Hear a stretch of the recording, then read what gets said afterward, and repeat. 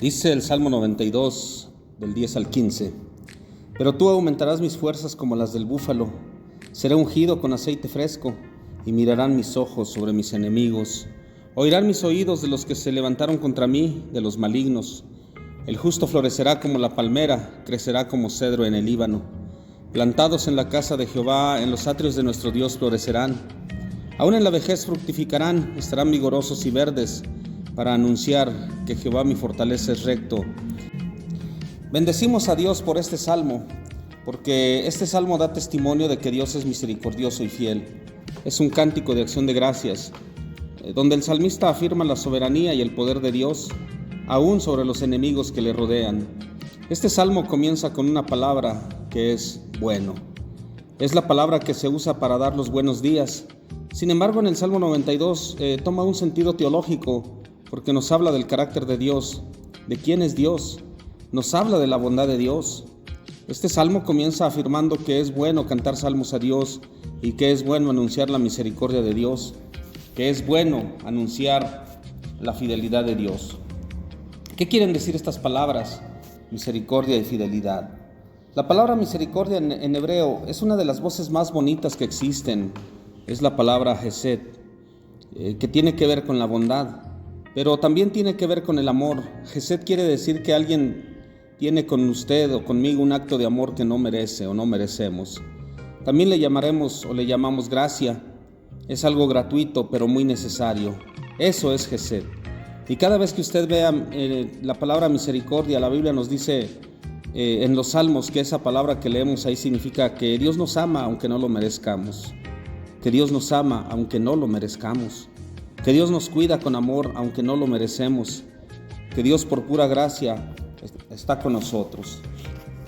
Esa palabra se traduce al español como misericordia, pero notemos que la palabra misericordia es una palabra compuesta de estas dos palabras que son miseris y cordis, miseria y corazón. En un significado más profundo es tomar las miserias ajenas y llevarlas a nuestro corazón. Qué bonito es cuando alguien nos comprende, especialmente cuando necesitamos algo, cuando padecemos alguna enfermedad y esa persona trata el caso como si fuese suyo. Lo trata con amor y usted siente que la persona le entendió y comprendió e intenta bendecirle, aunque apenas le conoce. Eso es misericordia. Misericordia es el amor que Dios tiene para nosotros, no porque lo merecemos, sino porque Dios ha hecho un pacto de amor con nosotros, con el ser humano. Y en virtud de ese pacto Dios nos ama. No, eso no depende de nuestra bondad, porque si así fuera, pues ninguno mereceríamos el amor de Dios. Nadie merece un acto de bondad de parte de Dios.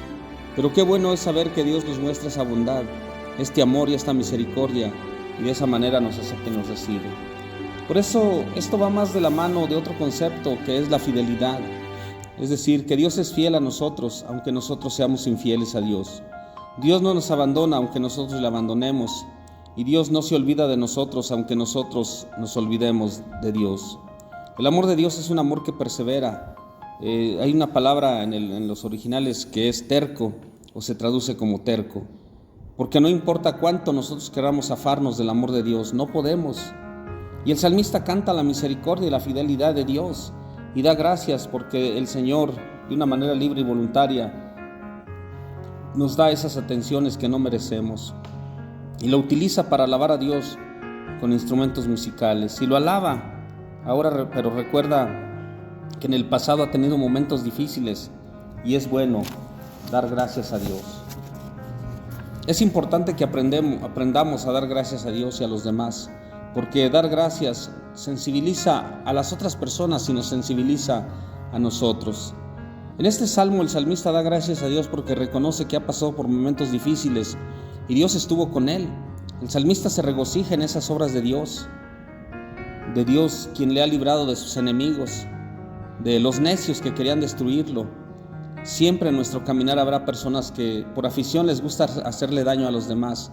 Son personas con vidas insignificantes, porque si tuvieran una vida interesante, si tuvieran mucho trabajo, muchos buenos proyectos, no habría tiempo para atacar a los demás. Pero hay personas que se ensañan con uno. Y el salmista se ha encontrado con esa clase de gente a los cuales él llama necios. La palabra necio, que ya casi no se usa, significa perseverar en hacer lo incorrecto, porque el pecado nos lleva a repetir lo malo buscando una experiencia distinta a las otras. ¿Por qué la Biblia los llama insensatos? Porque no tienen sensatez, pero tampoco tienen piedad, por eso los llama impíos. Significa que no reconocen al Señor, menos lo adoran, pues viven lejos de Dios, se sienten dueños o se sienten el Dios de su propia vida, porque su impiedad les ha llevado a pensar que ellos son los que establecen los parámetros de lo bueno y lo malo. La gente malvada no entiende, especialmente esa gran verdad teológica que solo Dios es la fuente de la sabiduría. Nosotros podemos ser muy inteligentes o tener una gran habilidad para cualquier cosa, pero si no tenemos una relación con Dios, jamás vamos a tener sabiduría, porque la sabiduría es el saber vivir.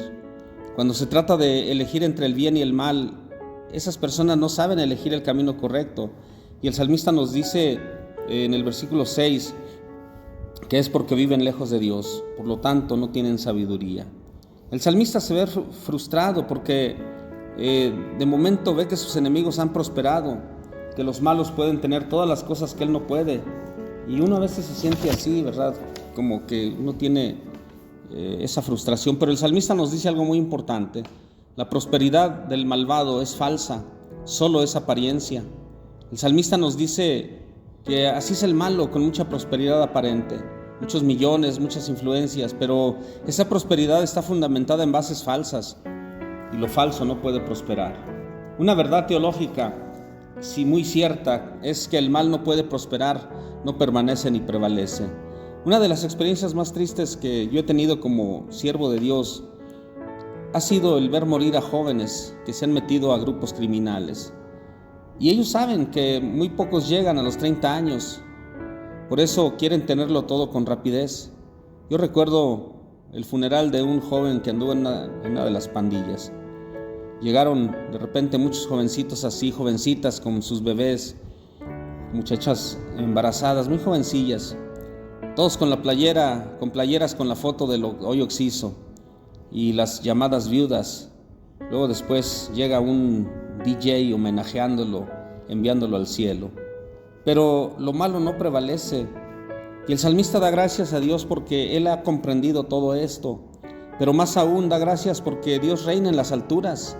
Y de una manera un poco más coloquial, el salmista da gracias porque Dios está, Dios es, Dios está defendiendo y ayudando a su pueblo.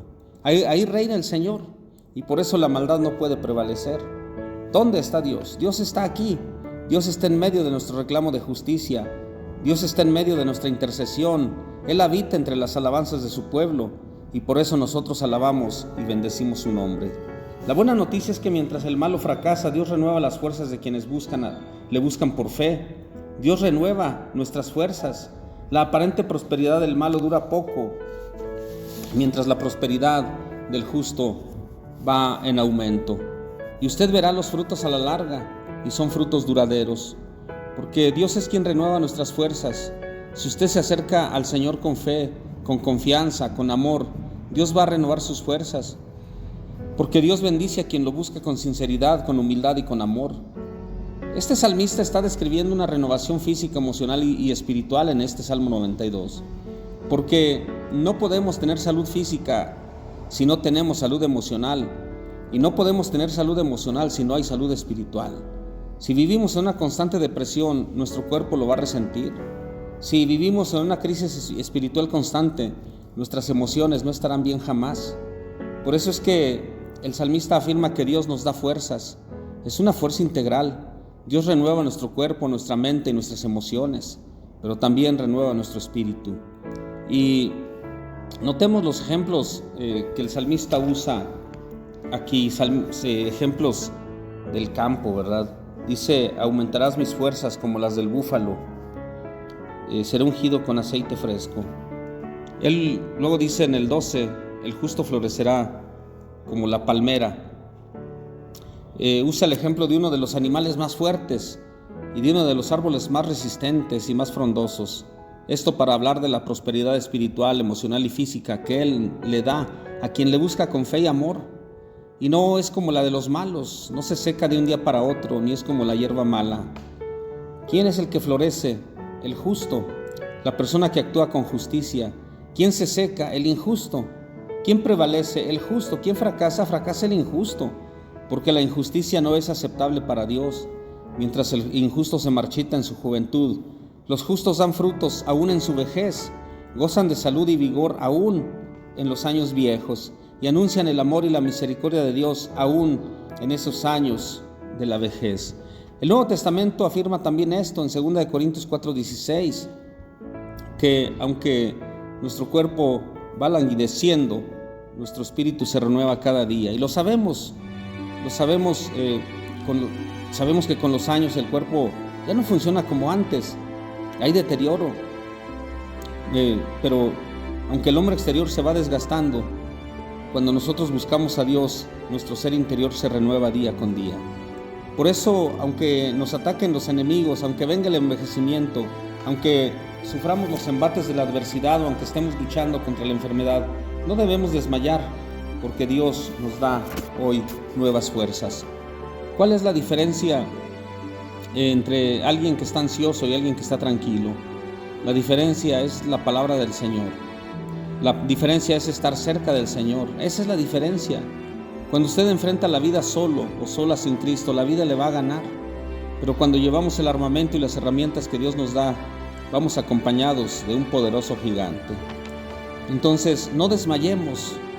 Yo entiendo que las noticias son malas, que la economía no está bien, que hay cristianos desesperados como consecuencia de la maldad y el deterioro de este mundo. Eso lo sabemos y todos los días oramos unos por otros. Pero no desmayemos, no nos desviemos ni dejemos de hacer lo bueno. No dejemos de perseverar en la gracia y en el amor de Dios, porque solo Dios es quien renueva nuestras fuerzas. Él es quien nos da la victoria sobre los enemigos.